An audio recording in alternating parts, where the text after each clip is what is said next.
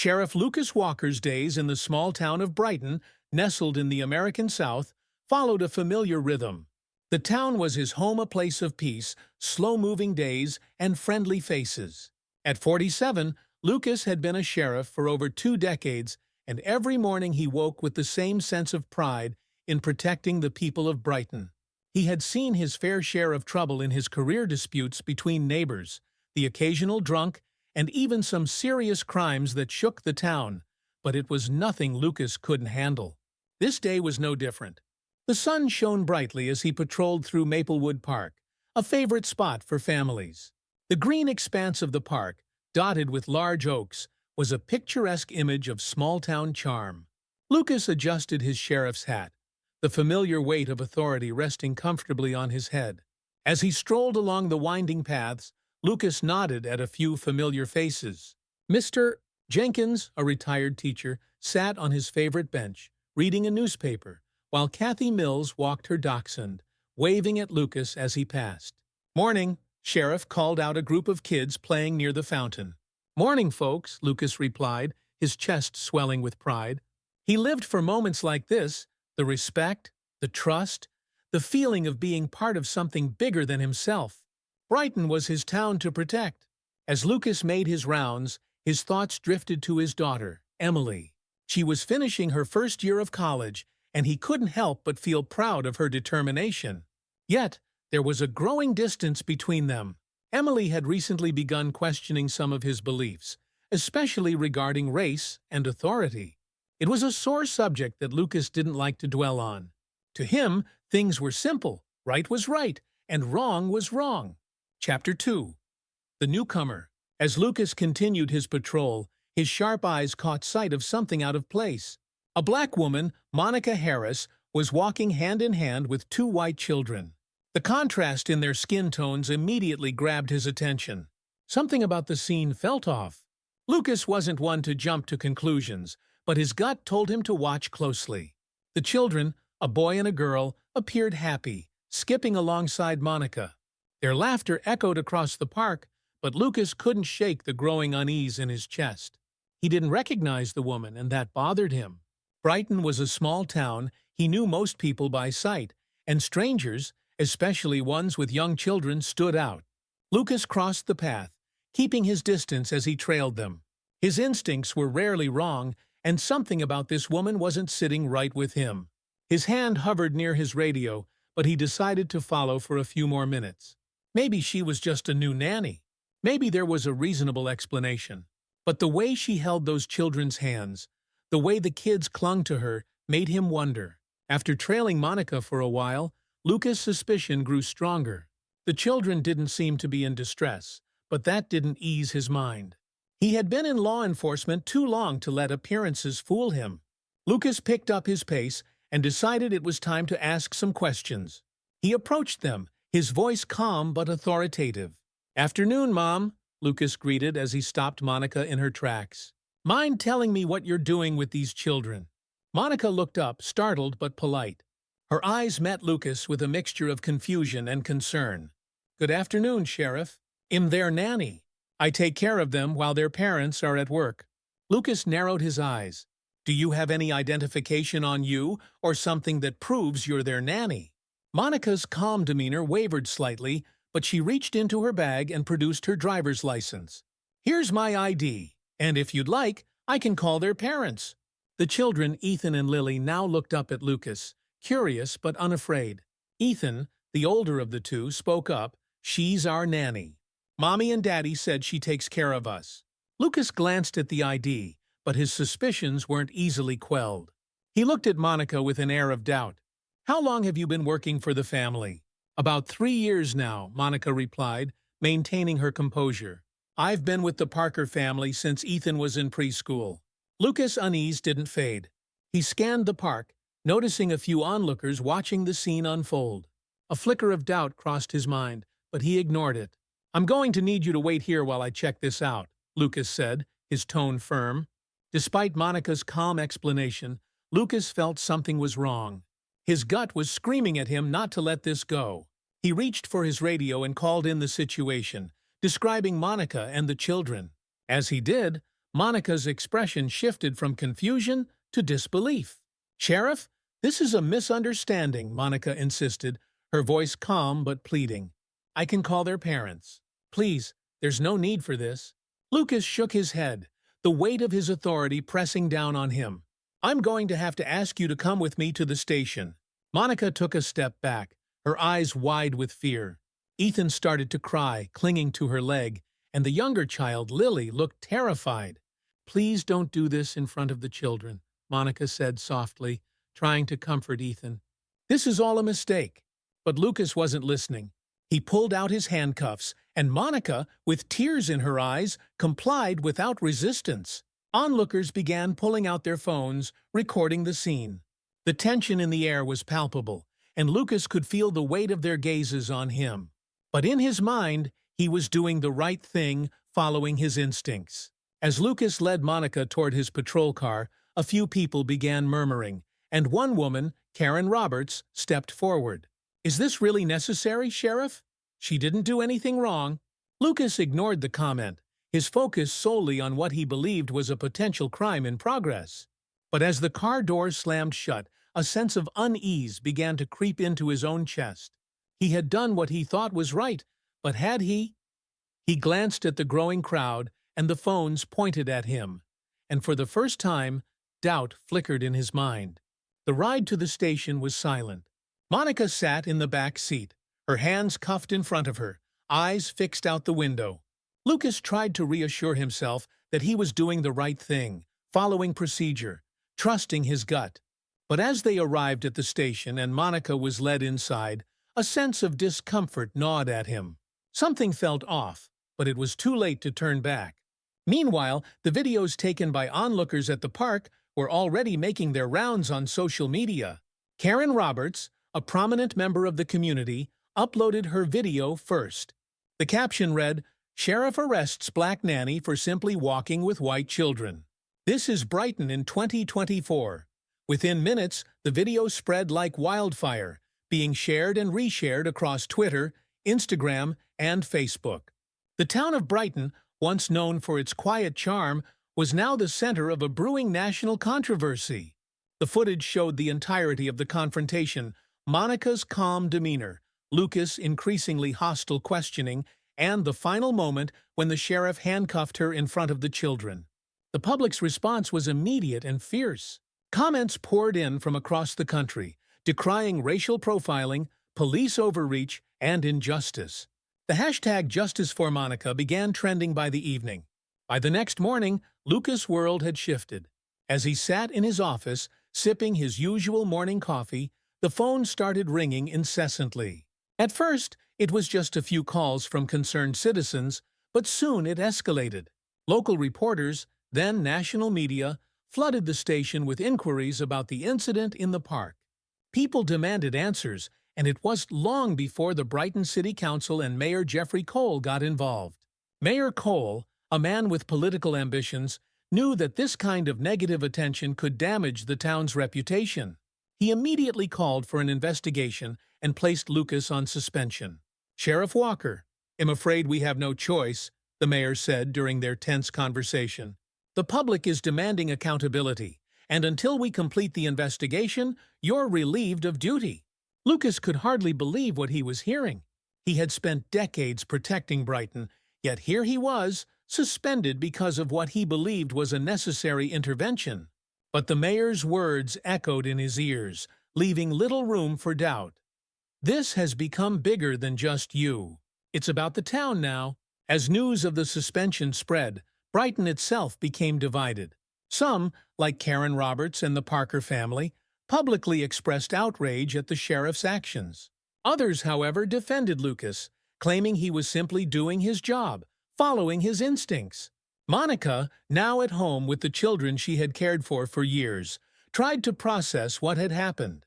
Though Sarah and David Parker were furious with Lucas, they reassured Monica that they stood by her and would do everything in their power to support her. "I just can't believe this happened," Sarah said, as she sat with Monica in their living room, her voice shaky with anger. "We've known you for years. Ethan and Lily adore you. And that sheriff treated you like a criminal." Monica nodded, still trying to steady her breath. "I didn't think something like this could happen here. Not in Brighton. But now I don't know what to feel." As the days passed, Monica found herself struggling to return to normal life. The incident in the park had shaken her to her core, and she no longer felt safe walking through the town she had once considered home. Each time she stepped outside, she felt eyes on her, as if everyone was watching, judging, and waiting for something else to happen. Her phone buzzed constantly with messages of support from friends, family, and strangers alike. But there were also hateful comments from those who sided with Lucas, accusing her of playing the victim, of turning a misunderstanding into a national scandal. Monica's heart ached for the children. Ethan and Lily had been confused and scared by the arrest, and though Sarah and David tried to explain it to them, the trauma lingered. Ethan, in particular, had started having nightmares about the day in the park, waking up in the middle of the night crying for his nanny. "I'm sorry," Ethan said one night as Monica tucked him into bed. His small voice wavered, and he clutched her hand tightly. "I'm sorry the man was mean to you. I don't want him to take you away." Monica smiled gently, though tears welled up in her eyes. "It's not your fault, sweetie. Everything's going to be okay. I'm not going anywhere." But despite her comforting words, Monica wasn't sure if she believed them. The incident had changed something in her, something she wasn't sure could be fixed. Lucas sat at home, staring at the news coverage of the incident on his TV. Each time the video of him arresting Monica played, he felt a pit in his stomach grow deeper. His face was plastered all over social media, painted as the villain in a story he had once thought he was the hero of. He had believed he was protecting the town, but now he wasn't so sure. The most painful blow came from his daughter, Emily. She had been away at college when the incident occurred, but when she called him after seeing the news, her voice was filled with disappointment. "Dad, how could you?" Emily asked, her voice shaky with emotion.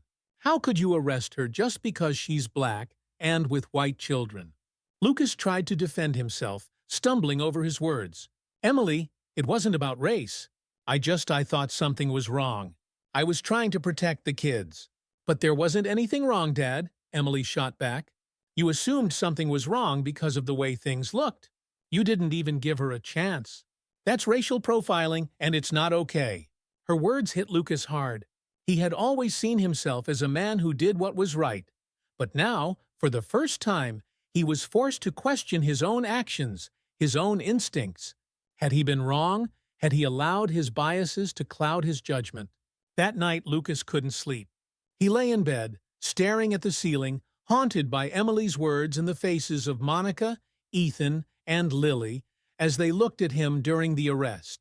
The job that had once defined him now felt like a burden too heavy to carry. Lucas sat in the dimly lit meeting room of Brighton's town hall, his heart pounding in his chest. The investigation into his actions had moved swiftly, and now the Brighton City Council was preparing to make their final decision. The town had been swept up in a wave of controversy, with the incident becoming national news. Reporters from across the country had descended on Brighton, and every move Lucas made was scrutinized. The council chambers were packed with people. Some were supporters of Lucas, believing that he had only been doing his duty, but the majority were there to demand accountability. Among them were David and Sarah Parker, who sat with stern expressions, and Monica Harris, who remained composed, though the strain of the past weeks was evident on her face. Mayor Jeffrey Cole called the meeting to order, and the investigation's findings were presented. It was revealed that Lucas had a history of similar incidents moments where his judgment had been questioned and where his biases had influenced his decisions. While none of these past incidents had escalated as far as Monica's arrest, they painted a troubling picture of a sheriff whose instincts weren't always as sound as he believed.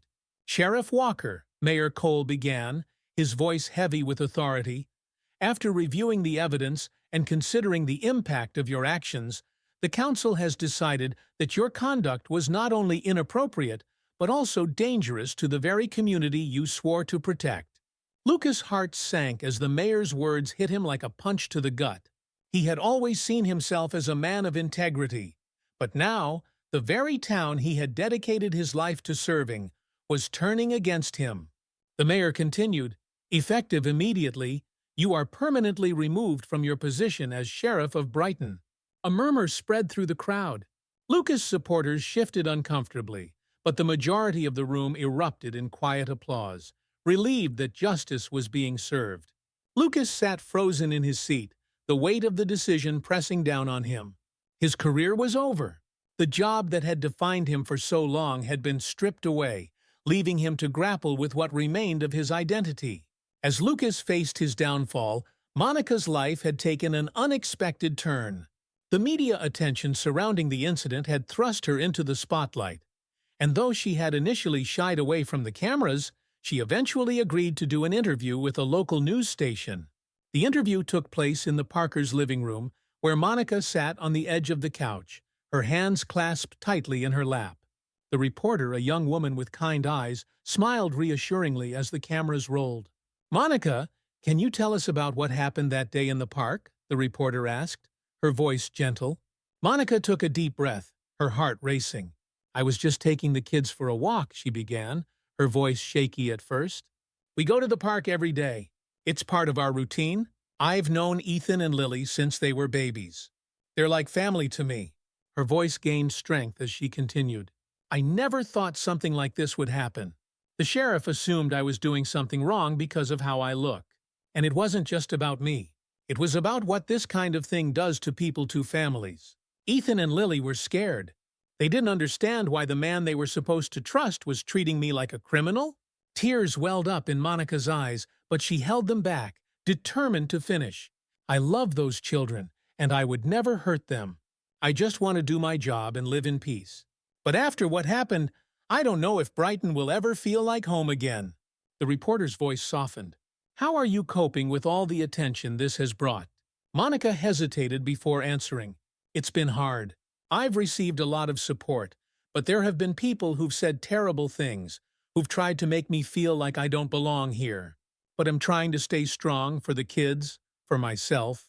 The interview concluded with Monica thanking the community for the support she had received and expressing her hope that something positive could come from the ordeal.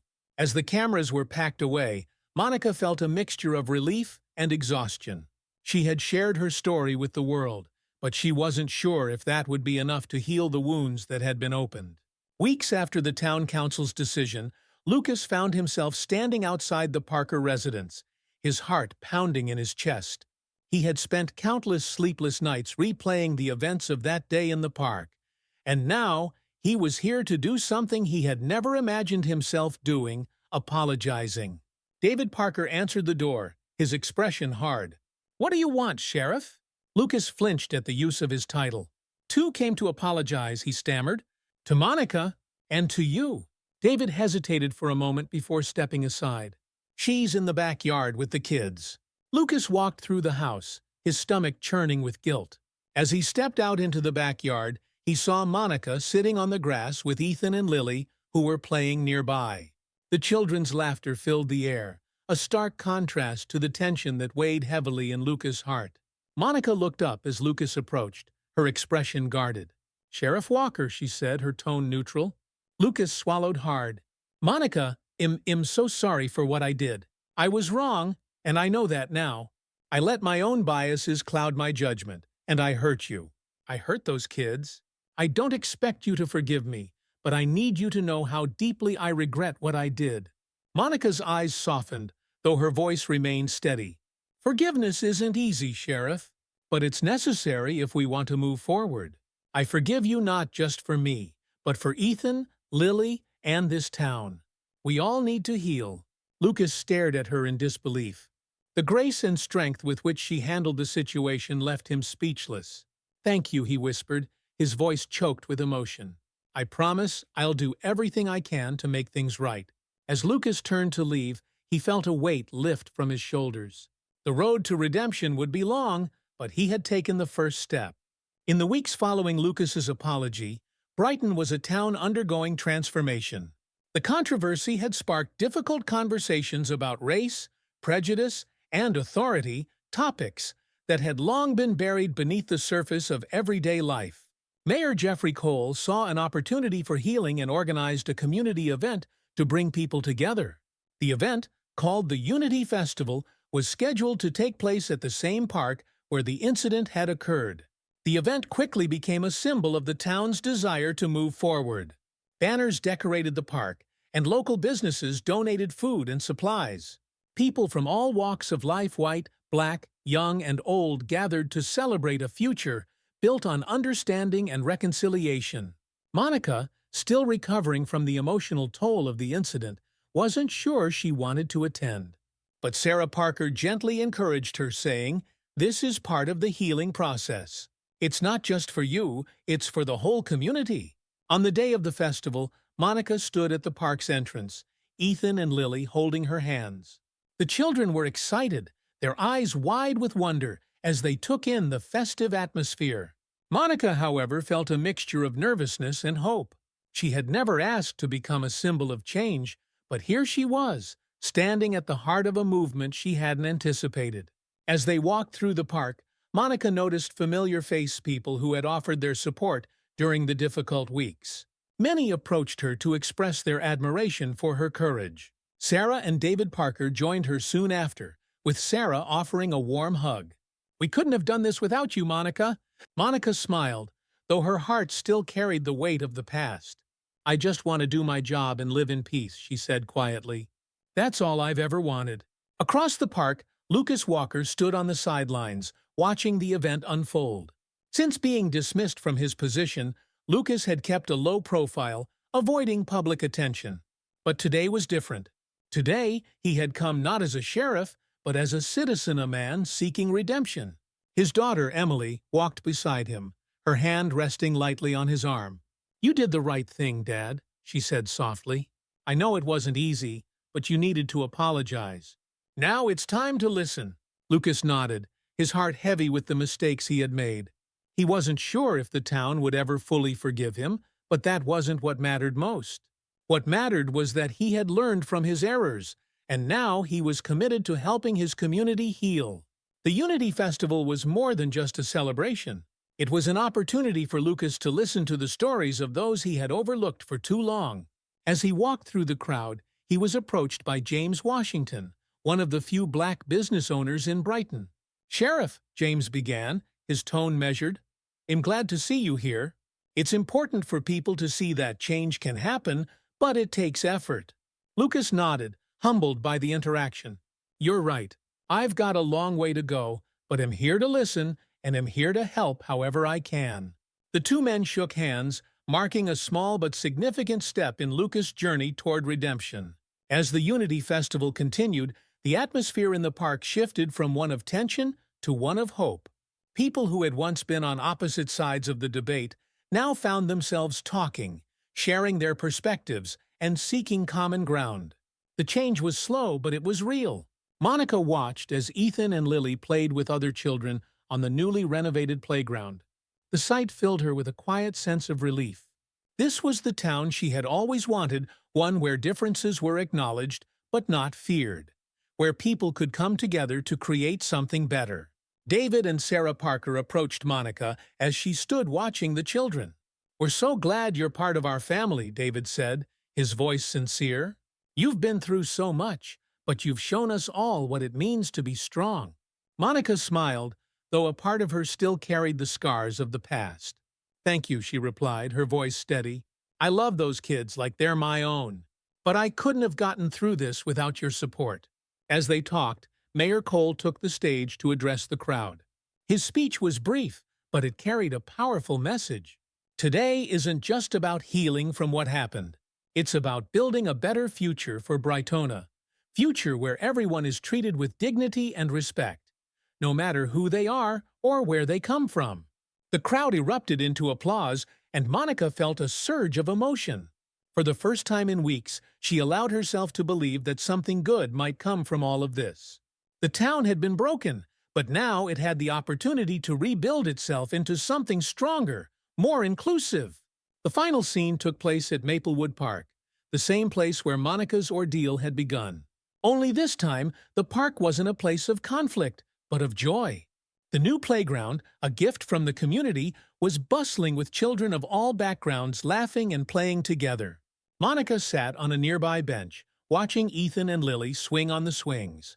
The children's carefree laughter filled the air, a reminder that life had a way of moving forward even after the darkest of moments. As Monica sat there, she heard footsteps approaching.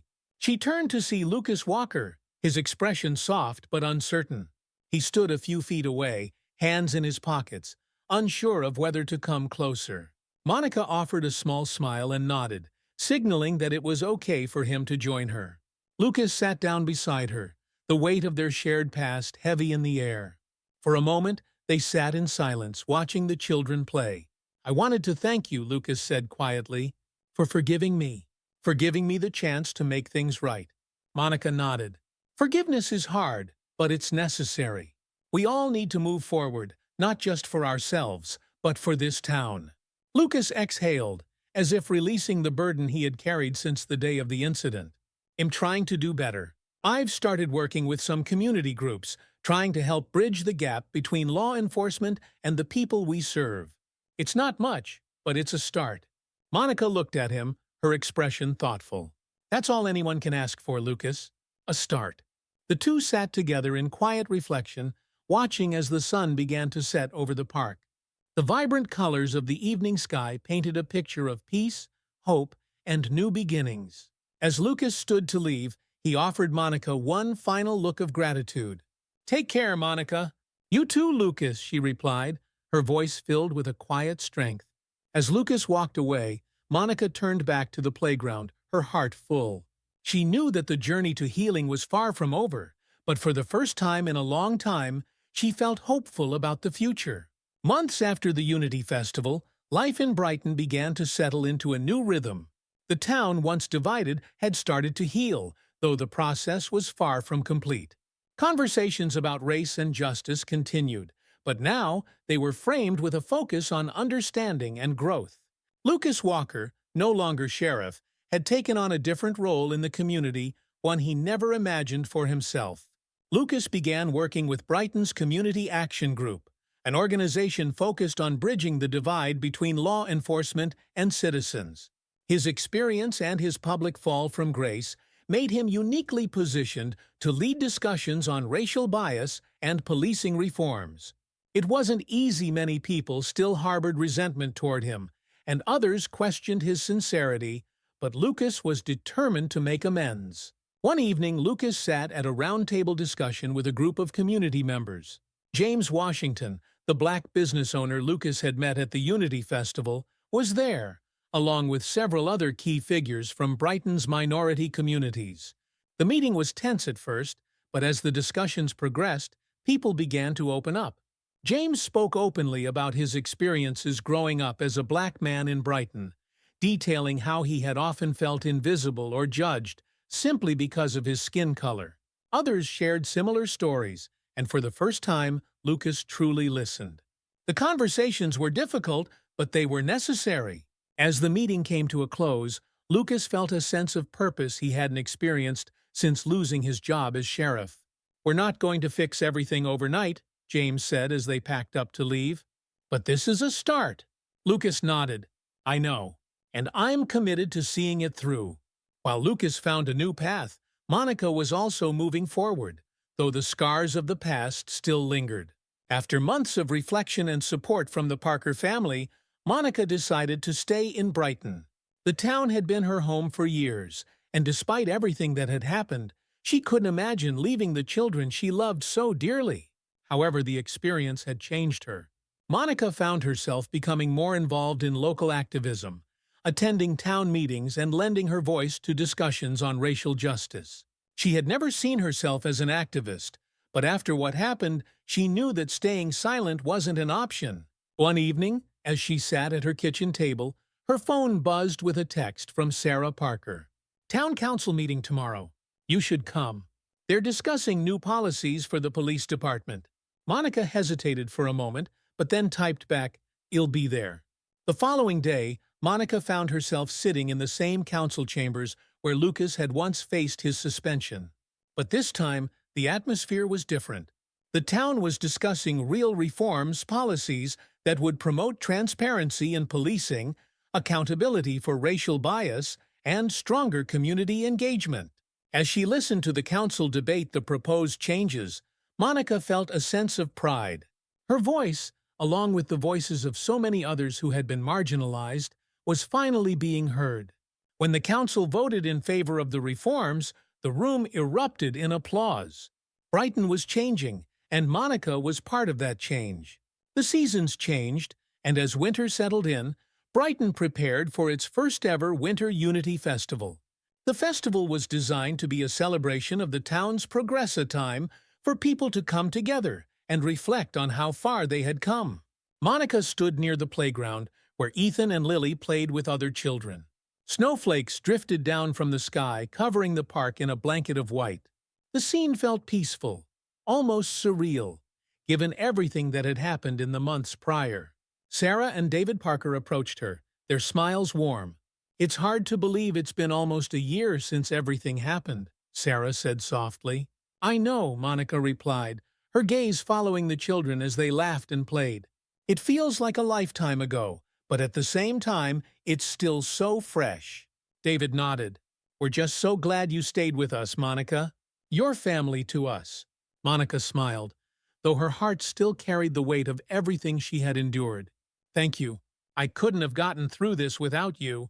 As they stood together watching the children, Lucas Walker approached. His expression was cautious, but there was a softness in his eyes that hadn't been there before. "Monica," he greeted her quietly. Monica turned to face him, her heart steady. "Lucas!" "I wanted to thank you again," Lucas said, his voice sincere. "For everything. I know it hasn't been easy, but your forgiveness has meant more than you know." Monica nodded, her expression thoughtful. "Forgiveness is a process, Lucas, but I think we're all learning." Lucas smiled faintly. "You're right, and I'm still learning too."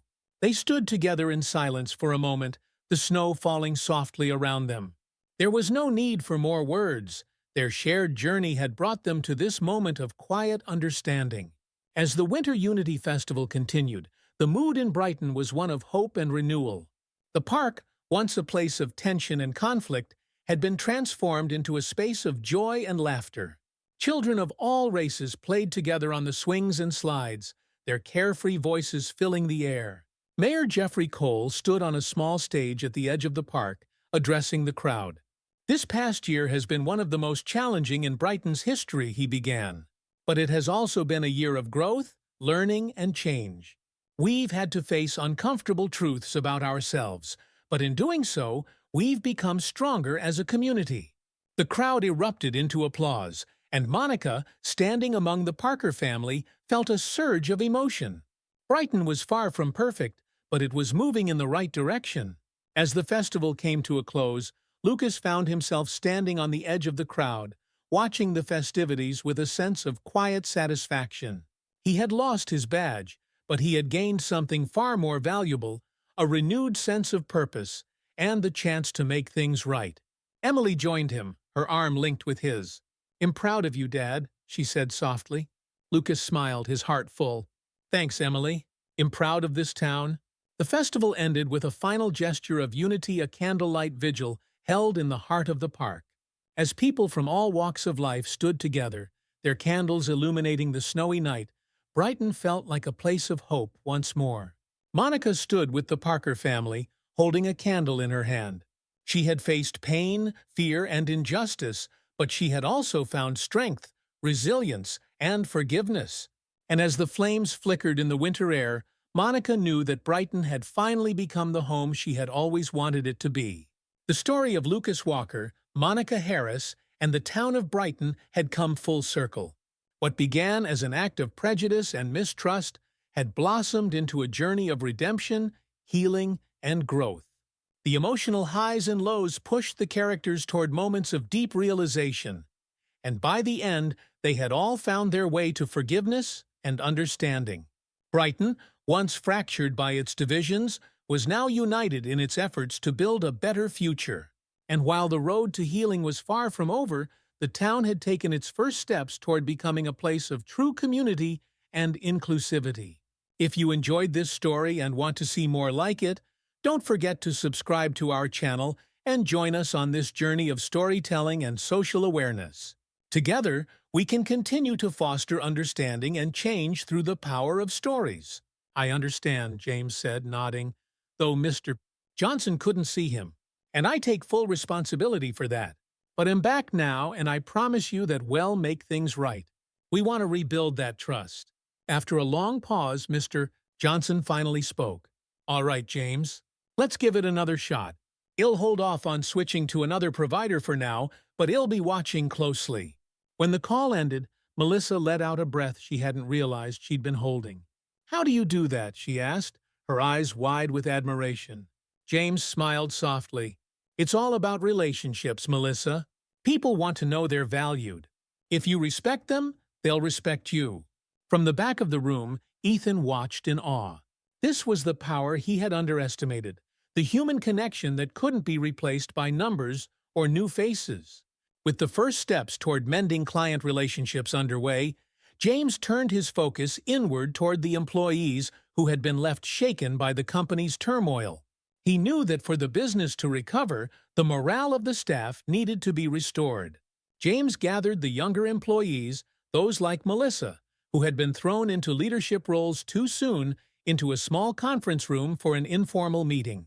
The room was filled with nervous energy, but James' presence had already begun to soothe their fears. First of all, James began, standing at the front of the room, I want you all to know that what's happened over the past few months isn't your fault. You've been put in a difficult position, and I know it hasn't been easy. But we're going to fix this together. Melissa, seated at the front, nodded, her expression one of determination. Beside her, Tom Jefferson, one of the senior managers who had seen the company through thick and thin, added his voice. James is right. We've all felt the strain, but now we've got a chance to set things straight. James walked slowly around the room, making eye contact with each person. What we need to do now is focus on rebuilding, not just our client relationships, but our relationships with each other. We're a team, and we're at our best when we work as one. After the meeting, the air in the office felt lighter. The employees, who had once been worried only about survival, now had hope. They saw a future where their hard work would be valued, where their voices would be heard. That afternoon, Ethan approached James in the break room, his hands in his pockets, looking unsure of himself. James, he began, his voice quieter than usual, I just wanted to say thank you. I know I've made things difficult, but I'm starting to see what I missed. James looked at Ethan, studying his face for a moment before responding. You're starting to get it, Ethan, but it's going to take more than just words. Actions matter. The people here need to know that things have truly changed. Ethan nodded, the weight of James' words sinking in. I understand. I'll follow your lead. For the first time since their paths had crossed, James saw a glimpse of humility in the young CEO. The following weeks brought a sense of rejuvenation to the company. James worked closely with Ethan and the department heads to implement new policies aimed at fostering a positive work environment. One of the first changes was the establishment of a mentorship program, something James had advocated for. Melissa, now growing more confident in her role, took the lead in organizing the program. She had learned so much from James and wanted to pass that knowledge on to others. Mr. Cooper, she said one afternoon as she and James reviewed the final details of the mentorship program, this is exactly what we needed. I'm so excited to see it come to life. James smiled warmly. You're doing a great job, Melissa. And remember, it's not just about teaching others, it's about learning from them, too.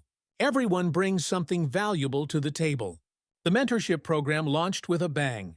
Employees, both new and experienced, were paired together, and the office soon buzzed with collaboration and creativity. The barriers between departments that had once seemed so rigid began to dissolve as people shared ideas and worked together toward common goals. Ethan, watching from the sidelines, marveled at how quickly the culture of the company was shifting. He had been so focused on cutting costs and increasing efficiency that he had failed to see the bigger picture, the people who made the company run. For the first time in a long while, Ethan began to feel hopeful. The company was beginning to heal, and it was all thanks to the relationships James had spent years cultivating. Now, Ethan was determined to build on that foundation.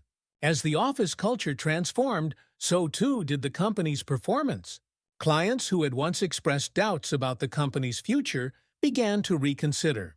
The work James was doing, rebuilding trust, restoring relationships, was beginning to bear fruit. One by one, contracts that had been on the verge of termination were renewed. Mr. Johnson from Johnson Manufacturing sent an email to the team, stating that he was impressed by the turnaround and was happy to continue working with the company. James shared the news with Melissa and Ethan, who both smiled in relief. "That's the first real sign that we're headed in the right direction," James said, though his tone was cautious. "But we still have a lot of work to do." Ethan, sitting across from James, nodded. "I know, and I am committed to seeing this through." The board of directors, who had been growing increasingly anxious as the company's troubles mounted, began to see the results of the changes. At the next board meeting, David Grayson spoke up, his voice measured but pleased. "Ethan, I have to admit, I was skeptical of your approach after the restructuring," David said, glancing at James, "but it's clear that you've taken a step in the right direction. I'm encouraged by the progress we've seen over the past few weeks." Ethan, humbled by David's words, glanced at James before speaking. "I can't take all the credit," he said honestly. "James has been instrumental in helping us rebuild. Without him, none of this would have been possible." James smiled, appreciating the recognition, but he wasn't one for the spotlight. "It's a team effort," he said simply. "We've all worked hard to get here, and we'll keep working to make sure we don't lose sight of what matters." With the company slowly but surely getting back on track, Ethan found himself reflecting on his journey, on the mistakes he had made, and the lessons he had learned. For so long, he had believed that success was measured solely by profit margins, by the number of clients and the efficiency of operations. But James had shown him something different, something deeper. One afternoon, Ethan asked James to meet him in his office. When James arrived, he found Ethan sitting at his desk, a notebook in front of him. "What's this?" James asked, raising an eyebrow. Ethan smiled sheepishly. "It's something I've been working on. It's a personal commitment, a promise to myself and to the company. I've written down the principles you've taught me. Things like respecting people, fostering relationships, and never forgetting the human element in business." James picked up the notebook, flipping through the pages. As he read Ethan's words, he felt a surge of pride. The young CEO, who had once been driven by ego and ambition, was now learning the value of humility and respect. "You've come a long way, Ethan," James said, setting the notebook down, "and I'm proud of you for that." Ethan nodded, his expression earnest. "It's because of you, James. You've been patient with me, even when I didn't deserve it. I won't forget that." The two men sat in silence for a moment, the weight of their shared journey hanging between them.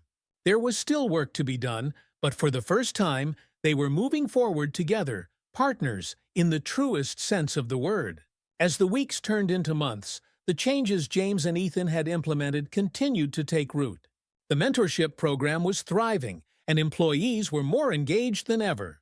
Productivity soared, and the atmosphere in the office was one of collaboration and mutual respect. One afternoon, as James was walking through the office, he overheard a conversation between Melissa Rivers and one of the new employees. They were discussing a project, and James couldn't help but smile at the confidence in Melissa's voice. She had come so far from the uncertain young accountant who had once relied so heavily on his guidance. Now she was taking the lead, mentoring others, just as James had mentored her. Later that day, Ethan called a company-wide meeting to announce some of the final changes he and James had been working on.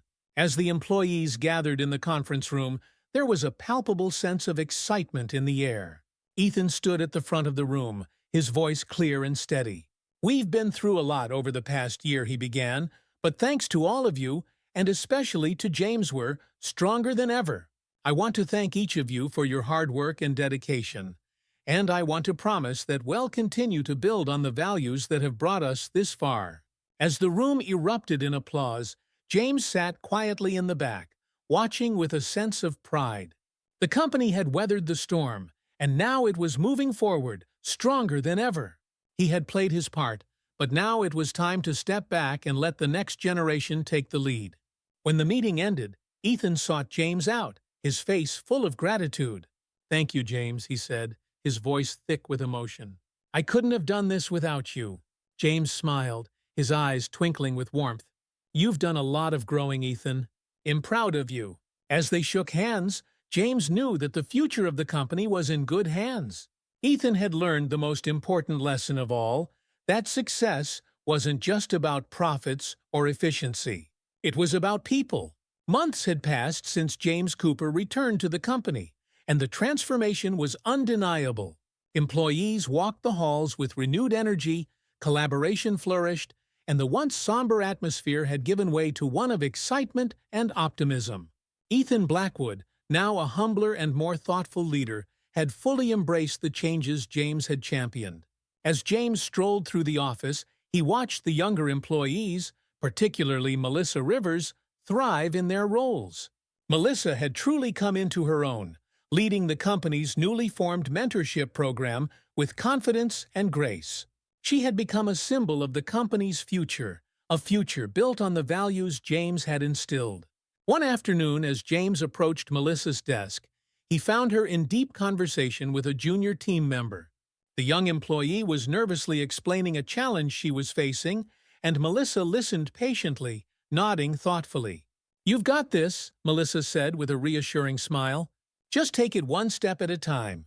And if you ever feel stuck, don't hesitate to ask for help. We're all here to support each other." James couldn't help but smile.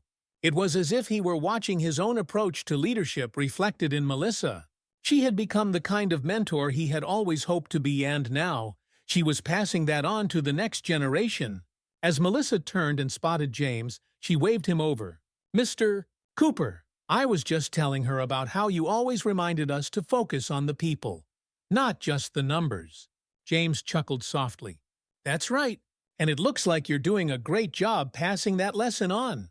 Melissa beamed, clearly proud of the work she was doing. "It's all thanks to you.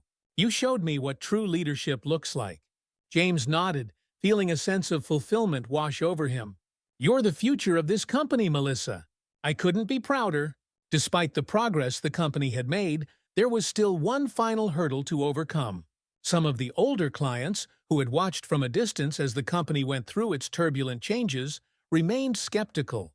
While many had been won back by James' efforts, others were still hesitant to fully recommit. The largest of these clients was Richmond Technologies, a major account that had the potential to make or break the company's recovery. Ethan and James sat together in the conference room, preparing for a crucial video call with Mark Richmond, the CEO of Richmond Technologies. Ethan's jaw was tight with tension, but James exuded a calm confidence that was contagious. "Are you ready for this?" Ethan asked, glancing over at James. James gave a small nod. "We've done everything we can to show them we've changed. Now it's about convincing them that we're not just back where we were, we're better." As the call began, Mark Richmond appeared on the screen, his expression unreadable. "Ethan? James?" he greeted them tersely. "I've been watching your company closely since James came back. You've made some good moves, but I'm still not convinced it's enough to restore the trust we once had." Ethan took a deep breath, ready to defend their progress, but James raised a hand gently, signaling him to let him take the lead. "Mark," James began, his tone calm but firm, "I understand your hesitation. What happened earlier this year was a mistake, one that disrupted not only our internal operations, but also the trust we'd built with clients like you. But I'm back because we're committed to fixing that mistake and ensuring it never happens again." Mark studied James for a long moment before speaking. "You were always the one we trusted, James. That's why we stuck around for so long. But it's not just about one person, it's about the entire company." "And that's exactly what we've changed," James replied. "This isn't just about me coming back and patching things up. It's about creating a culture that values relationships, respects experience, and fosters growth at every level. We've rebuilt the company from the ground up, and that includes everything from how we treat our employees to how we approach our clients." Mark's expression softened slightly. "It sounds like you're on the right track, but actions speak louder than words. Can you guarantee that we won't go through another period of instability, like the one we just experienced?" Ethan, who had been listening quietly, finally spoke up. "Mark, I won't lie to you. We can't guarantee that challenges won't arise. But what I can promise is that we've learned from our mistakes. James has taught me and the entire team that true success is built on relationships, not just profits. We're committed to that philosophy moving forward." There was a long silence as Mark considered their words. Finally, he nodded. "All right, we'll give you one more chance. But don't make us regret it." When the call ended, Ethan let out a breath he hadn't realized he was holding. "We did it," he said, a small smile forming on his lips. James nodded, though his expression remained serious. "This is just the beginning, Ethan. Now we have to follow through." As the company's recovery continued, it became clear that James' work was nearly complete. The systems he had put in place, the mentorship program, the focus on relationships, the emphasis on employee well-being were thriving. Clients were returning, employees were happier, and the company was moving forward with a sense of purpose it hadn't had in years. With his mission fulfilled, James knew it was time for him to step back once and for all. His final day at the company had arrived, and Ethan insisted on throwing a grand celebration to honor his years of service. The office was filled with laughter and chatter as employees gathered in the large conference room, which had been decorated with banners and balloons in James' honor. At the front of the room, a large sign read, "Thank you, James, for your leadership and legacy." As James entered the room, a wave of applause erupted from the crowd. Melissa Rivers was the first to speak, stepping up to the podium with a smile that was equal parts joyful and emotional. "James, you've been more than just a mentor to me. You've been a guiding light for this entire company," she said, her voice trembling slightly. "Without you, I wouldn't be standing here today, leading projects and mentoring others. You've shown all of us what it means to be a true leader, and we'll never forget that." As Melissa finished, Tom Jefferson took the stage, followed by several other employees, each sharing stories of how James had touched their lives. It was clear that his impact had reached far beyond the walls of the company. It had shaped the people within it. Finally, it was Ethan's turn to speak. He stood in front of the crowd, glancing at James with a look of profound respect. "I was wrong about so much when I first took over this company," Ethan admitted, his voice steady. "I thought success was all about efficiency and cutting costs. But James taught me that true success comes from valuing people, from respecting their contributions and nurturing their potential." Ethan's voice thickened with emotion as he continued. "James, you didn't just save this company, you saved me. You showed me what it means to be a leader, and I'll be forever grateful for that." As the applause died down, James stepped up to the podium for his final words. He looked out at the faces of the people he had worked alongside for so many years, his heart full. "When I first started here," James began, "I was just a young man trying to find my place. I never imagined that I'd be here 35 years later, surrounded by so many amazing people. This company has been my second home, and I've learned as much from all of you as you've learned from me." He paused, taking a deep breath. "But now it's time for me to move on. I'm leaving this company in good hands, and I have no doubt that all of you will continue to build on what we've started here. Remember, success isn't just about the numbers. It's about the people." As the applause filled the room, James Cooper stood on the stage, feeling a profound mix of emotions. His journey at the company had come full circle. The once bright-eyed young man who had walked through those doors 35 years ago was now leaving behind a legacy that would live on long after he was gone. The faces of his colleagues, both old and new, reflected that legacy, people who had grown, learned, and thrived under his mentorship. Ethan Blackwood approached the stage with a gift in hand, a small token of appreciation. "James," Ethan said, his voice thick with emotion, "I know no gift could ever fully express our gratitude, but we wanted you to have something to remember us by." James opened the box, revealing a beautifully crafted gold watch. Inside the case was an engraving to James Cooper, "In gratitude for your leadership and legacy." James smiled warmly as he ran his fingers over the inscription, appreciating the gesture. "Thank you, Ethan," James said, his voice soft but full of meaning. "But the truth is, I don't need anything to remind me of this place. The people I've worked with, The friendships I've made, that's what I'll carry with me. That's my real legacy." As the crowd once again erupted in applause, James stepped down from the stage. Melissa Rivers, her eyes glistening with tears, rushed over to hug him tightly. "I'm going to miss you so much, Mr. Cooper," she whispered. James smiled, patting her on the back. "You're going to do great, Melissa. You've got what it takes. Don't ever doubt that." One by one, his colleagues came up to shake his hand, give him a hug, or simply express their gratitude. James took his time with each person, offering them words of encouragement and leaving them with the wisdom he had imparted throughout his career. As the celebration began to wind down, James found himself standing near the exit, taking one last look at the place that had been his second home for so long. The company had changed over the years, but now, as he prepared to leave, he could see that it was in good hands. Ethan had grown into a leader who understood the importance of people, and the younger employees, like Melissa, were ready to take the reins. James felt a gentle tap on his shoulder. Tom Jefferson stood beside him, a wistful smile on his face. "You did it, James," Tom said quietly. "You turned this place around." James nodded, his heart full. "It wasn't just me, Tom. We all had a hand in it. But yeah, it feels good to leave knowing things are going in the right direction." The two men shared a quiet moment of reflection before James finally turned toward the door. "Take care of everyone, Tom," James said with a knowing smile. "They'll need you to keep things steady." "I will," Tom promised.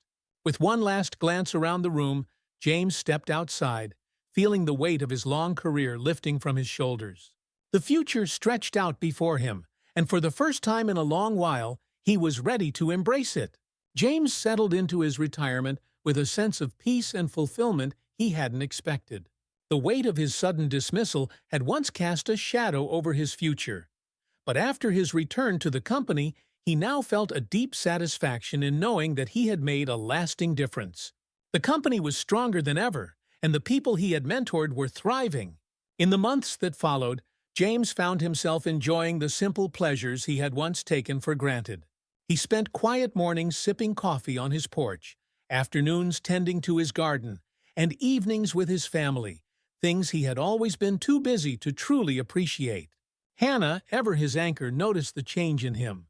"You seem more at peace these days," she remarked one afternoon, as they sat together in their backyard, the sun casting a warm glow over their garden. "I am," James admitted, his voice calm. "It's funny, I thought I'd miss the company more. But knowing it's in good hands, knowing that I did everything I could, that's enough for me." Hannah smiled, her eyes full of love and pride. "You left a legacy, James. You changed that place for the better." James nodded, feeling the truth of her words settle deep within him. "I just hope they carry it forward. People like Ethan and Melissa, they've got what it takes to lead with the right values." And they did. James kept in touch with many of his former colleagues, especially Melissa. She had grown into a true leader, someone who balanced the demands of the job with the human touch that James had always valued. Under her leadership, the company's mentorship program flourished, and the culture of respect and collaboration became a hallmark of the organization's identity. One day, James received a package in the mail from Ethan. Inside was a letter, along with a photo. The letter was brief but heartfelt. "Dear James, I wanted to send you a little something to show our appreciation. The company is thriving, and it's all because of the foundation you helped build.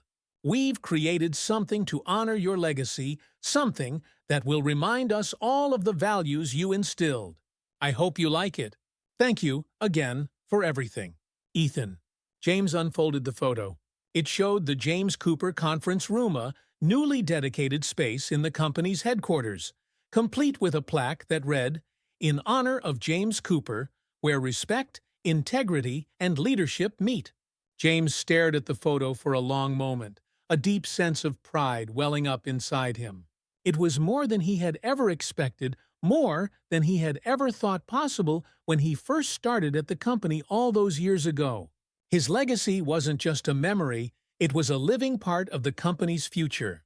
As he tucked the letter and photo away, James felt an overwhelming sense of peace. His work was done, but his impact would last far beyond his time there. One evening, as the sun set over the horizon, painting the sky in shades of gold and pink, James sat on his porch, lost in thought. The quiet hum of the evening surrounded him as he reflected on his life, his career, and the journey that had brought him to this moment. He thought about the ups and downs, the challenges he had faced, and the lessons he had learned. His mind drifted back to his early days at the company, when he was just a young man eager to prove himself.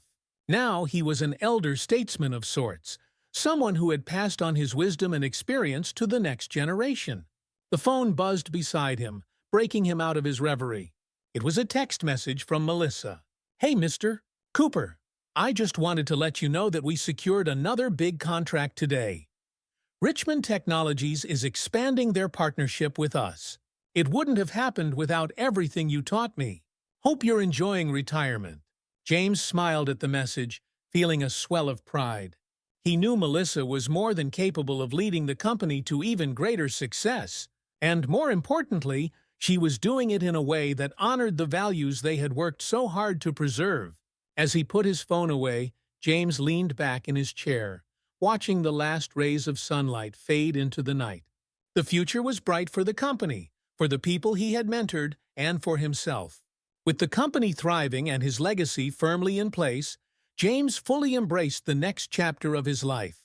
He spent his days traveling with Hannah, visiting their children and grandchildren, and enjoying the simple pleasures of a life well lived. But even as he settled into retirement, James never stopped learning. He volunteered at local community centers, offering mentorship to young professionals just starting their careers. It was his way of giving back, of passing on the lessons he had learned in his decades of experience. One day, as James walked through a local park with Hannah by his side, he spotted a group of young people gathered around a bench, discussing their future career plans. For a brief moment, James saw a reflection of his younger self in their eager faces full of ambition, yet still searching for the right path. As he passed them, he smiled quietly to himself. The journey never truly ended. There was always more to learn, more to teach, more to give. For James, the road ahead was one of contentment and purpose. His work at the company was done, but his work in life was far from over. A year after James Cooper's retirement, the company continued to flourish under the leadership of Ethan Blackwood and Melissa Rivers. The mentorship program, now a cornerstone of the company's culture, had become a model for other businesses in the industry. Employees at all levels thrived in an environment built on trust, respect, and collaboration. It was clear to everyone that James' influence had left an indelible mark on the company's identity. One bright morning, Ethan stood at the front of the conference room, preparing for a presentation to potential investors. As he glanced out at the room full of eager faces, he felt a familiar sense of calm wash over him. The nerves he used to feel before major meetings had faded, replaced by confidence in the values that guided him. At the back of the room, the James Cooper Conference Room plaque gleamed under the soft lights, a daily reminder of the lessons James had imparted. Ethan smiled to himself, feeling a sense of peace as he began the presentation. After the meeting, Melissa approached Ethan with a grin. "That went well," she said. "They loved our approach to leadership. I think we'll hear good news soon." Ethan nodded, but his mind was elsewhere. "It's amazing, isn't it," he mused, "how everything changed once we started putting people first." Melissa smiled. James always said that was the key. It's easy to focus on the bottom line, but if you don't take care of the people who make everything possible, you'll never truly succeed. Ethan turned to Melissa, admiration in his eyes.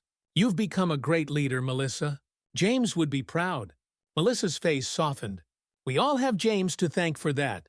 Later that day, Ethan and Melissa stood in the office hallway, watching employees move about their day with a sense of purpose and pride.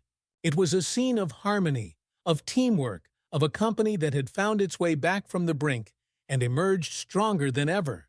"I never thought I'd say this," Ethan said with a chuckle, "but I owe everything to James. Without him, I don't know where it'd be. I learned more from him than any business school could have taught me." Melissa nodded thoughtfully. "He left a legacy that will last for generations, and it's up to us to carry it forward." As they walked back to their respective offices, both Ethan and Melissa felt a renewed sense of responsibility to the company, to their employees, and to the values that had brought them back from the edge. The road ahead wasn't without challenges, but they knew they were equipped to face whatever came their way. In his quiet retirement, James enjoyed the simple pleasures of life. His days were spent tending to his garden, reading books he had long set aside, and spending time with Hannah. The weight of his former life in the corporate world had lifted, leaving him with a deep sense of peace and contentment. One sunny afternoon, James received a visit from Melissa, who had come to update him on the latest developments at the company. As they sat on the porch, sipping lemonade, Melissa recounted how the mentorship program had expanded, how employee engagement was at an all-time high, and how the company was growing at a steady pace. "You wouldn't believe the changes we've made, Mr. Cooper," Melissa said, her eyes bright with excitement. "Everything we're doing now is built on the foundation you laid." James smiled warmly. "I'm not surprised. I always knew you and Ethan would make it work. You've become leaders in your own right." Melissa beamed. "That means a lot coming from you. We've all missed having you around, but I know you're where you need to be now." James nodded, feeling a deep sense of fulfillment. "I may not be in the office, but I'm always here if you need advice." Melissa laughed softly. "I'll keep that in mind. We'll never stop learning from you, Mr. Cooper."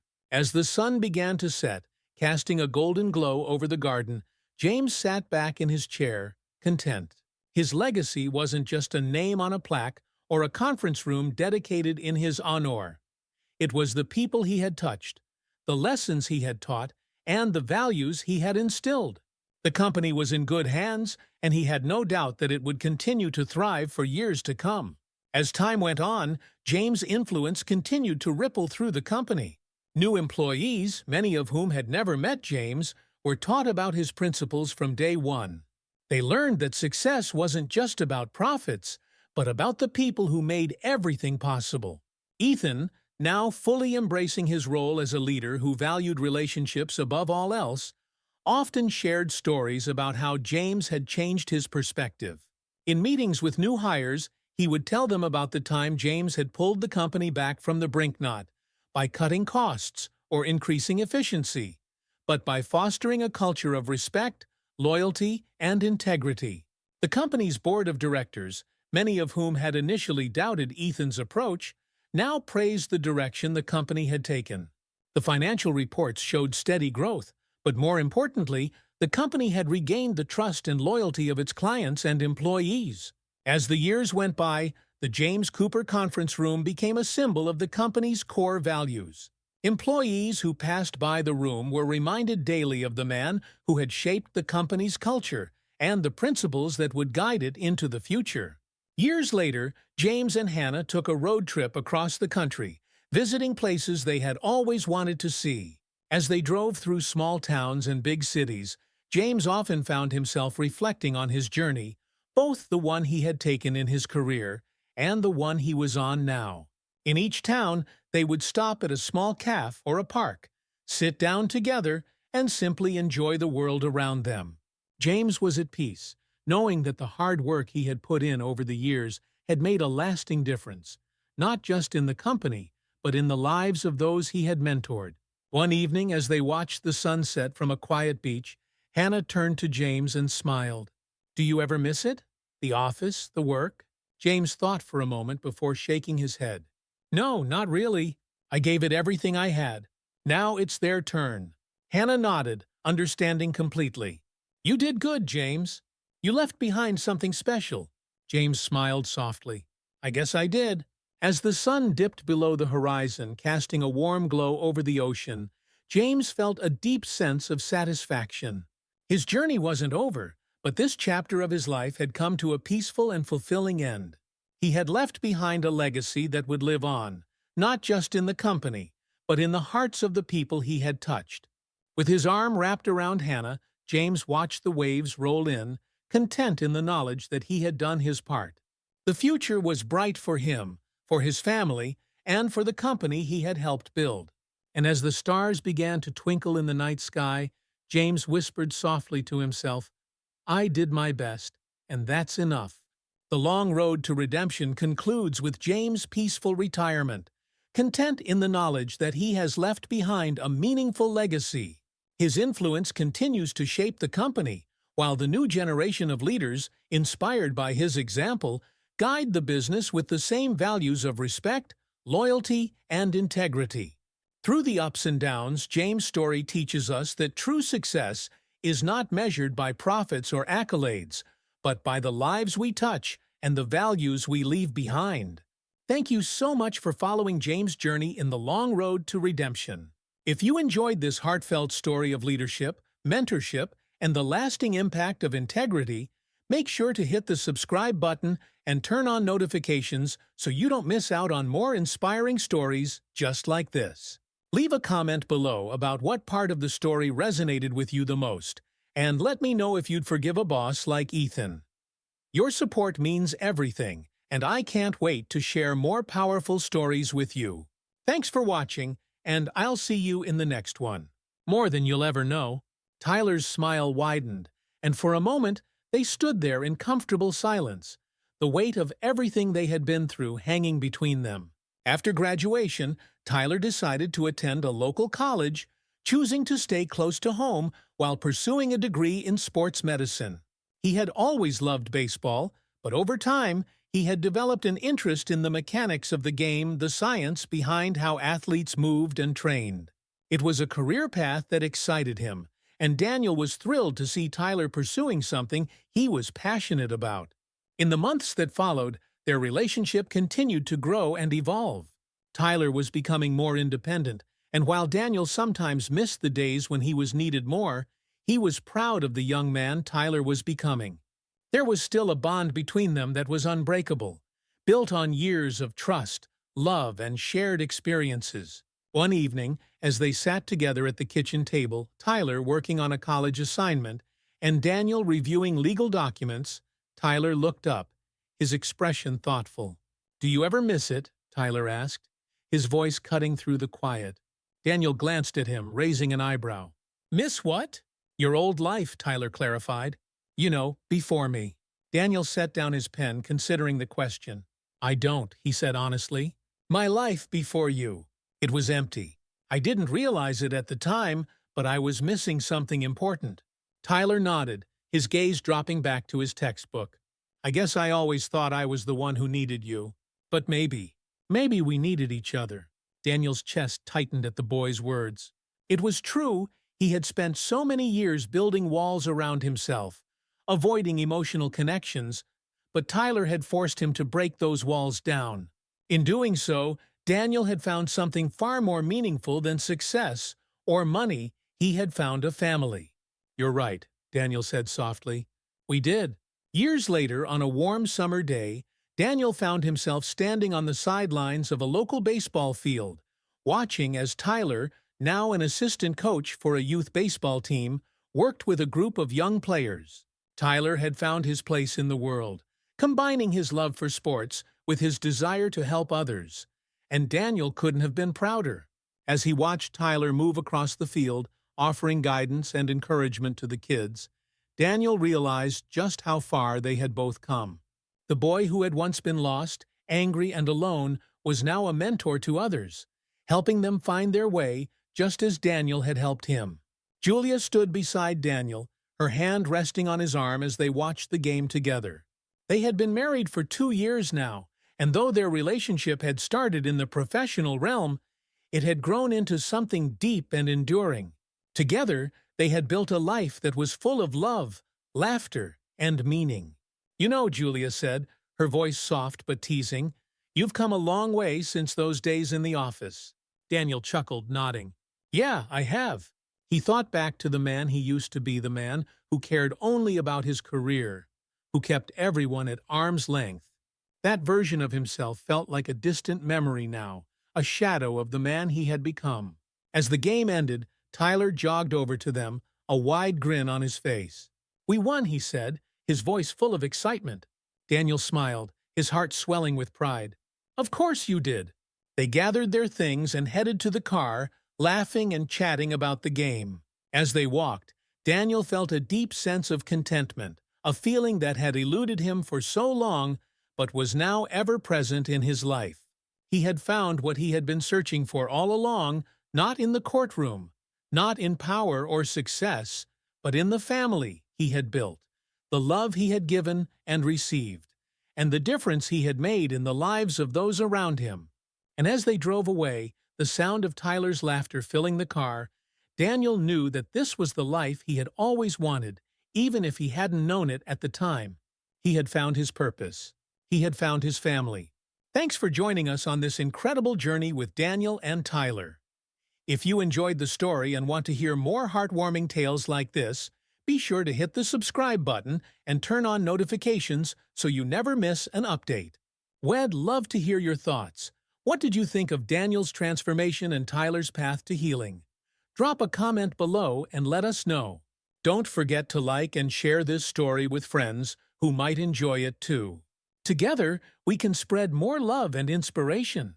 But as people stopped to admire her paintings, offering compliments, and asking about her process, she felt a sense of validation she hadn't expected. One of the visitors to the exhibit was Professor Reynolds, the board member who had supported the changes at Brookwood. He paused in front of one of Chloe's paintings, studying it carefully. "This is remarkable," he said, turning to Chloe with a smile. "You have a real talent." Chloe blushed, feeling both proud and shy at the same time. "Thank you. It means a lot." As the evening went on, Chloe realized that she had found her place not just as a student at Brookwood, but as an artist with a voice of her own. The Carter family had been through a storm, but they had come out stronger on the other side. With the lawsuit behind them and Brookwood Academy on a new path, they were ready to focus on what mattered most to each other. One summer evening, the family gathered in their backyard for a barbecue, a tradition they had started before the chaos of the lawsuit had consumed their lives. The smell of grilled food filled the air as they laughed and talked, enjoying the simple pleasure of being together. Jasmine and Chloe sat on the patio, reminiscing about their first day at Brookwood and how much had changed since then. "I never thought we'd get through all of that," Jasmine said, sipping lemonade. "But here we are." Chloe nodded, her eyes softening. "I'm glad we didn't give up. It was hard, but we made it." Ethan joined them, holding a plate of burgers and hot dogs. He smiled at his daughters, pride radiating from him. "You two are the strongest people I know. You fought for what was right, and you made a difference." Vanessa, carrying a bowl of salad, sat down beside Ethan. She placed a hand on his arm, her expression filled with love and gratitude. "We all made a difference, and we did it together." As the sun set, casting a warm glow over the backyard, the Carters sat around the table eating and laughing. The weight of the past year finally lifted. They knew that there would always be challenges ahead, but they were ready to face them together. That night, as Jasmine and Chloe sat outside, looking up at the stars, they reflected on how far they had come. They had been tested in ways they never could have imagined, but they had emerged stronger, more confident, and more certain of their place in the world. "I think we're going to be okay," Chloe said softly, her gaze fixed on the sky. Jasmine smiled, her heart full. "Yeah, we're going to be just fine." Months after the lawsuit had ended, the Carter family continued to move forward, both personally and professionally. Ethan's proposed bill on educational reform was gaining momentum in Congress, with support from lawmakers across the political spectrum. The bill aimed to establish nationwide guidelines for private school admissions, ensuring that no student would be discriminated against based on race, socioeconomic status, or background. On the day of the vote, Ethan stood in the Senate chamber, addressing his colleagues with the same passion that had driven him throughout the Brookwood case. "This bill is about fairness," he said, his voice steady but powerful. "It's about giving every child a fair shot at success. It's about ensuring that no student is ever told they don't belong because of the color of their skin. We've come a long way, but we still have work to do. And it starts here, with this bill." As the vote was cast, the bill passed with overwhelming support, marking a major victory in the fight for educational equity. Ethan, standing in the Senate chamber, allowed himself a moment of quiet pride. The fight was far from over, but this was a step in the right direction. Meanwhile, Vanessa continued to work on cases related to racial discrimination, using her platform to advocate for families facing similar challenges. She became a mentor to young lawyers, sharing her knowledge and experience to help them navigate the complexities of civil rights law. For Jasmine and Chloe, life at Brookwood had settled into a new normal. They continued to thrive academically, but they also made time for the things they loved: debating, painting, and building friendships with students from all walks of life. One afternoon, as the sisters sat in the school library, Chloe looked up from her sketchbook and smiled at Jasmine. "Do you ever think about what would have happened if we hadn't fought back?" Chloe asked. Jasmine thought for a moment, then shook her head. "I don't like to think about that. What matters is that we did fight. And because of that, everything changed." Chloe nodded, her eyes bright with determination. "We should be proud of that." "We are," Jasmine said, her voice filled with certainty. "We made a difference." As the sisters packed up their things and headed out of the library, they knew that their fight had been worth it. They had faced adversity and come out stronger, and they had helped pave the way for a future where every student, regardless of race or background, could walk through the doors of opportunity with their head held high. The road ahead was long, but the Carters were ready for it. Thank you so much for following the Carter family's journey to justice and equality. If you enjoyed this story and want to hear more about powerful narratives that challenge society, inspire change, and explore the human experience, make sure to subscribe to our channel. Don't forget to hit the notification bell so you never miss out on new content. Together, we can continue to share stories that matter. See you in the next one. The police are on their way, Derek. You've lost. Derek's eyes darted around, realizing for the first time that the entire street was watching him. His bravado faltered, his shoulders tensing as he took in the growing crowd of neighbors, all standing together in a show of solidarity. For a moment, it seemed like Derek might lash out, might do something reckless. But then slowly, the fight drained out of him. His fists unclenched, his shoulders slumped, and with one last look at Edith filled with hatred and resentment, he turned and stormed back to his car. The street was silent as Derek sped away, his tires screeching against the pavement. Edith's breath came in shallow gasps, her heart still racing from the confrontation. She stood there for a moment, frozen, until Bill crossed the street and stood beside her. "You okay, Edith?" he asked, his voice filled with concern. Edith nodded, though her legs still felt shaky. "I'm okay," she whispered, her voice thick with emotion. "Thanks to all of you." Bill smiled warmly, giving her a reassuring nod. "We're not going to let him hurt you, Edith. Not now, not ever." Edith's eyes filled with tears, but they weren't tears of fear, they were tears of gratitude. She had been afraid for so long, but now, standing here with her neighbors by her side, she felt a renewed sense of strength. She wasn't alone. In the days following the final confrontation with Derek, the neighborhood watch remained vigilant, but the sense of fear that had once gripped Cedar Street began to dissipate. Derek hadn't returned, and Edith had received word from the police that he was being closely monitored. They had issued a restraining order, preventing Derek from coming within a certain distance of Edith's home or the shelter where Rachel and the girls were staying. It wasn't a perfect solution, but it was enough to give Edith peace of mind for now. Rachel called regularly, checking in to see how Edith was doing and updating her on their progress. The shelter had helped her find legal representation, and she was working towards securing full custody of the girls and filing for divorce from Derek. It was a long, difficult road, but Rachel was determined to keep moving forward. "The girls are adjusting," Rachel said during one phone call, her voice sounding stronger, more confident. "They're starting to sleep better, and we're getting used to our new routine. It's still hard sometimes, but I feel like we're finally free." Edith smiled, her heart swelling with pride for Rachel. She had come so far, and though there were still challenges ahead, Edith knew that Rachel had the strength to face them. "I'm so proud of you," Edith said softly. "You're doing such a good job, Rachel. You and the girls are going to be just fine." Rachel hesitated for a moment, then her voice softened. "We couldn't have done it without you, Edith. You saved us. I'll never be able to thank you enough for everything you've done." Tears welled in Edith's eyes, and she wiped them away with a smile. "You're family now, Rachel, and family takes care of each other." As Edith hung up the phone, a sense of calm settled over her. She had faced her fears, stood up to Derek, and helped Rachel and the girls escape a dangerous situation. It hadn't been easy, but it had been worth it. Her home, once a place of quiet solitude, had become a symbol of strength and resilience.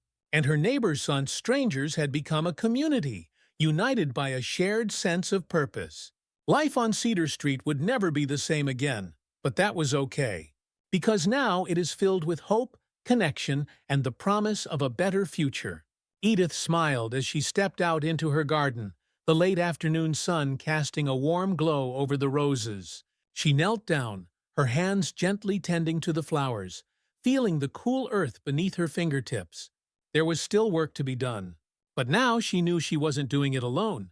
In the weeks that followed Derek's final confrontation, a new sense of peace settled over Cedar Street. The neighborhood watch remained vigilant, but the need for constant worry had lessened as Derek's presence faded from their lives. He hadn't returned, and the restraining order kept him at a safe distance from Edith's home and from the shelter where Rachel and the girls were living. Edith found herself breathing easier with each passing day, the weight of fear slowly lifting from her shoulders. One crisp autumn morning, as Edith was pruning her roses, she heard the familiar ring of her phone from inside the house. She wiped her hands on her gardening apron and hurried to answer it, her heart lifting when she saw Rachel's name on the caller ID. "Rachel, it's so good to hear from you," Edith said, a smile spreading across her face as she held the phone to her ear. "Hi, Edith," Rachel replied, her voice filled with warmth. "I hope I'm not interrupting anything." "Not at all, dear. Just tending to the garden. How are you and the girls doing?" Rachel let out a small sigh, though it was one of relief rather than stress. "We're doing really well, actually. The girls are starting to settle in at school, and they're making new friends. We've been staying at the shelter for a while now, but I've been working with a caseworker. And, well, we found a place. It's a small apartment, but it's ours."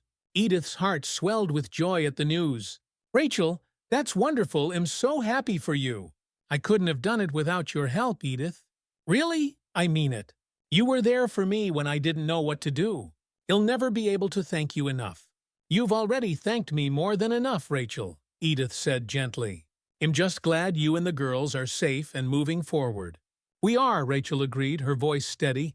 "We still have some hard days, but we're starting to rebuild. I'm learning how to live without looking over my shoulder all the time. The girls, they've been through so much, but I think they're going to be okay."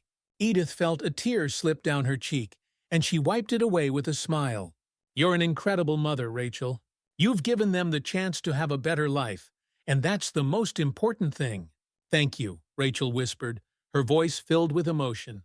"I wanted to ask, would you like to come visit us when we're settled into the apartment? The girls miss you, and I'd love for you to see our new place." "I'd love that," Edith replied without hesitation. "I can't wait to see how far you've come." After they said their goodbyes, Edith stood in the quiet of her kitchen, a deep sense of pride and peace settling over her. She had been part of something important, helping Rachel and her daughters escape a dangerous situation and start a new life. Knowing that they were safe and thriving gave Edith a sense of fulfillment she hadn't felt in a long time. But Edith also knew that healing wasn't just for Rachel and the girls. She, too, had been deeply affected by everything that had happened. For so long, Edith had lived in a world of solitude, wrapped in the memories of her past life with Richard. But now she realized that she had the power to create new connections, to make a difference in the lives of others. Her small, quiet world had expanded in ways she never could have predicted. A few weeks later, Edith stood in front of the door to Rachel's new apartment, her heart racing with anticipation. She held a basket filled with homemade cookies and a small potted plant, a housewarming gift for Rachel and the girls. As she knocked on the door, she couldn't help but feel a sense of excitement and pride. Rachel had taken such brave steps toward building a new life for herself and her daughters, and Edith was eager to see the progress they had made.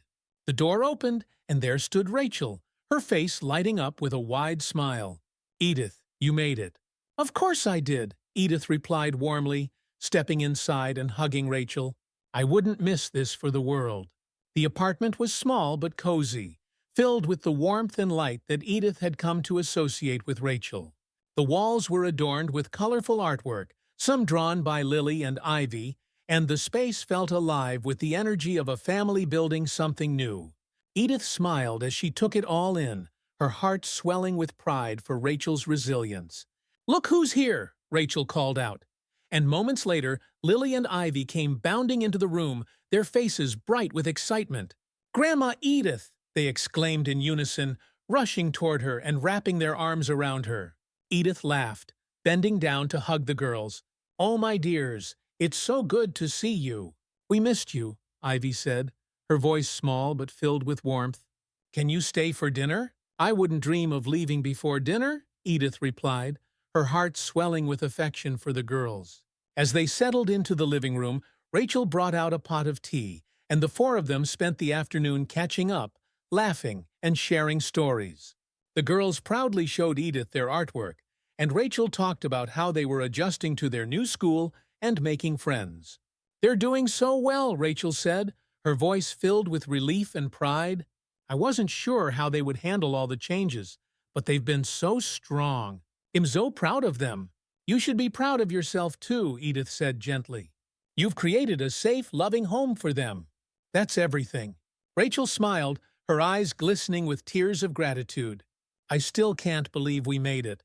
There were times when I thought we'd never get out, but now we have a chance at a real life." As the afternoon turned into evening, the conversation grew deeper, and Edith and Rachel found themselves reflecting on everything that had happened over the past few months. There had been so much pain, fear, and uncertainty, but now there was also hope. They had made it through the storm, and now they were standing on the other side, ready to rebuild their lives. "I never thought I'd feel free," Rachel admitted quietly, her voice heavy with emotion. "But now I wake up every morning knowing that I'm safe, that my girls are safe. And that's everything." Edith reached out and took Rachel's hand, squeezing it gently. "You deserve this peace, Rachel. You and the girls deserve all the happiness in the world." Rachel nodded, her eyes filled with gratitude. "And you deserve it too, Edith. You've been through so much yourself. You've given us a new start, and I hope you know how much that means to me." Edith smiled, her heart full. "We've given each other a new start." Later that evening, after dinner, and one last round of hugs from Lily and Ivy, Edith said her goodbyes and made her way back to her own home. As she walked down the quiet street, she felt a deep sense of contentment.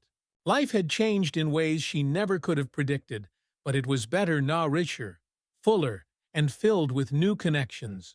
Rachel and the girls had become like family to her, and Edith knew that their bond would only grow stronger as they continued to support one another in the days ahead. As the autumn leaves began to fall and the air turned crisp, Edith found herself spending more time in her garden, reflecting on the past few months. So much had changed, not just for Rachel and the girls, but for Edith as well.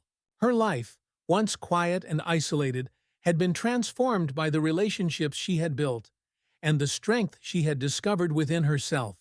But with that transformation came a deeper understanding of the weight she had been carrying for so long: grief, the loneliness, the sense of being left behind.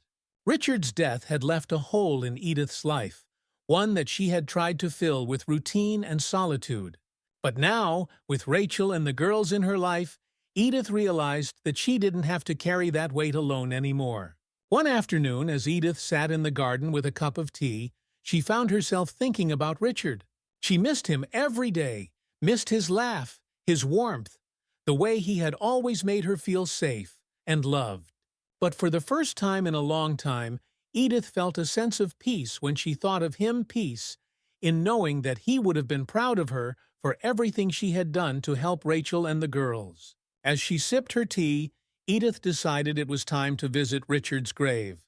She hadn't been in a while, and she felt a strong pull to go to tell him about everything that had happened, about the new life she had found after all these years. The next day, Edith drove to the cemetery where Richard was buried. The drive was quiet, the fall colors painting the landscape in shades of gold and red. When she arrived, Edith made her way to Richard's headstone, a small smile on her face as she placed a bouquet of fresh roses at his grave. "Hello, love," she said softly, her voice filled with affection. "It's been a while, but I've been busy. I have so much to tell you." For the next hour, Edith sat by Richard's grave, telling him about Rachel, about the girls, about everything that had happened since they had moved into the neighborhood. She talked about how she had found new strength within herself, how she had made new friends, and how she had learned that it was never too late to make a difference in someone's life. "I think you'd be proud of me," she whispered, her voice thick with emotion. "I know I've still got a lot of life left to live, and I'm going to make the most of it. I'll carry your love with me, always." As Edith stood to leave, she felt a deep sense of peace settle over her. She knew that Richard was still with her, in spirit, and that his love would continue to guide her in the days ahead. She wasn't alone. Not anymore. As the winter holidays approached, Cedar Street came alive with the warm glow of twinkling lights and the festive spirit of the season. Edith, who had once dreaded the long, lonely winter months, now found herself filled with a sense of anticipation and joy. The neighborhood had changed so much in the past few months, and Edith felt more connected to her community than ever before. Rachel and the girls had invited Edith to spend Christmas with them in their new apartment, and Edith had gladly accepted. It was a far cry from the quiet, solitary holidays she had spent in years past, and she was looking forward to celebrating with people she cared about. On Christmas Eve, Edith arrived at Rachel's apartment with a basket full of gifts and homemade treats. The girls greeted her at the door, their faces bright with excitement, and Edith couldn't help but laugh as they pulled her inside. "We've been waiting for you," Lily exclaimed, her eyes sparkling with joy. Mom made hot chocolate. Edith's heart swelled with affection as she followed the girls into the cozy living room where Rachel was waiting with a warm smile. The apartment was decorated with twinkling lights and a small Christmas tree, and the air was filled with the comforting scent of cinnamon and pine. "Welcome, Edith," Rachel said, hugging her tightly. "We're so glad you're here." "I wouldn't want to be anywhere else," Edith replied, her voice full of warmth. As they sat together by the fire, sipping hot chocolate and exchanging stories, Edith felt a deep sense of contentment. This was what she had been missing for so long, a sense of connection, of belonging, of family. The evening passed in a blur of laughter, conversation, and warmth. The girls opened their presents with wide-eyed excitement, and Edith marveled at how far they had come since the dark days of living under Derek's control. They were happy, healthy, and full of life, and Edith knew that Rachel had done an incredible job of creating a safe, loving home for them. Later that night, after the girls had gone to bed, Rachel and Edith sat together by the fire, reflecting on everything that had happened over the past year. "It feels like a lifetime ago," Rachel said quietly, her eyes focused on the flickering flames. "Sometimes I still can't believe we made it out." "But we did." "You did," Edith corrected gently. "You found the strength to leave, and now you and the girls have a bright future ahead of you." Rachel smiled, her eyes glistening with gratitude. "I couldn't have done it without you, Edith. You were there when I needed someone the most, and I'll never forget that." Edith reached out and took Rachel's hand, squeezing it gently. "We've been there for each other, and we'll keep being there, no matter what comes next." As they sat together in the quiet of the night, Edith felt a deep sense of peace settling over her. The storm was over, and now it was time to move forward to embrace the future with open arms, knowing that they had all found the strength to survive and thrive. And in that moment, Edith knew that everything would be all right. Thank you for following along with Edith's emotional and inspiring journey. If you found this story moving or relatable, make sure to hit that subscribe button so you don't miss out on more powerful stories like this. We'll be bringing you more heartwarming tales of resilience, community, and the strength of the human spirit. And don't forget to click the notification bell so you'll always be the first to know when new content is available. We value your feedback, so if you enjoyed this story, leave a like and share your thoughts in the comments below. Thank you for being part of our storytelling community, and stay tuned for more stories that remind us all that no matter how hard things get, we are never truly alone.